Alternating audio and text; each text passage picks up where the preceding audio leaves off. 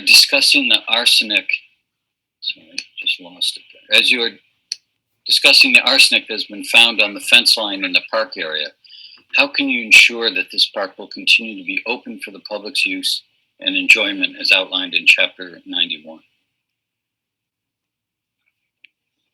Well, I think we'll give you a thorough response in writing, but I think it's Jim and I's earnest hope that the data bear out that the site will be usable, and any remedial actions that taken will keep it in good order for its access. It's a beautiful little space.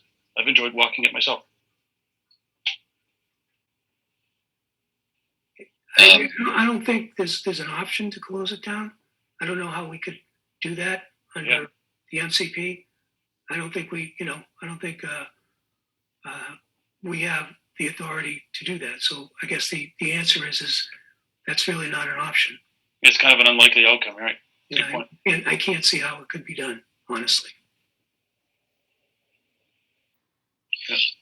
This one might be more within your area of expertise. Section 3.2 of the draft conceptual phase 2 scope of work. The question here is, I'm concerned that you're going to evaluate shallow soil quality, depth of fill quality, and groundwater quality in Kings Cove Conservation Park, and evaluate fill quality within existing corridors. Will any results of this investigation require a closure of the park to the public? And how can you ensure that the park has forever remained open to the public due to the fact that it was awarded as public use under Chapter 91? Well, I think part of that question was already answered, that I don't believe we would have the authority to close it. There would be a need to perform a response action to maintain its use, I would believe. But regarding the investigation, I'll defer to Jim on some of those details. The investigation. Some of the investigations that we'd be doing would require that we do sampling and have drill rigs and vectors and things like that to collect soil samples. So there will be areas where we're proposing to do the investigations as identified on the plans. Yeah. To just for safety, to be cordoned off for safety, sure. But that would be episodic and temporary. Right, that would just be for short term. There's no expectation that the solution would be to, we're just going to close the park. I don't see that as a path forward. I don't see that as any sort of option under the state hazardous waste cleanup regulations. Okay. Another question, and the question is, can you explain the different response actions that can be deemed for the park / shore? And is closing the park permanently a potential response action when the results are reviewed, as it is suggested in AUL could be a solution in that paragraph? And the reference is to page 9 at the bottom.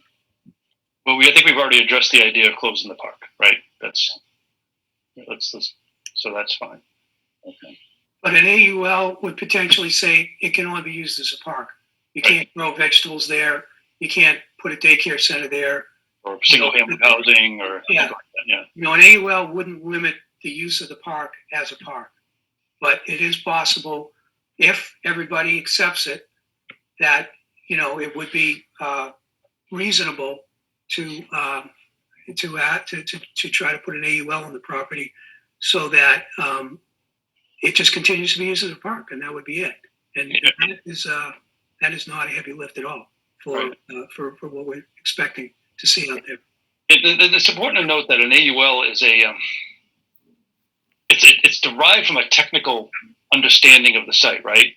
It's not done at a whim, because a violation of an AUL is also it's a high level violation too. So you want it to be accurate and reflect what actually can and can't be done at the site, right? So this should the idea of a capricious AUL that would ban the use of the park as a park is infinitesimally unlikely.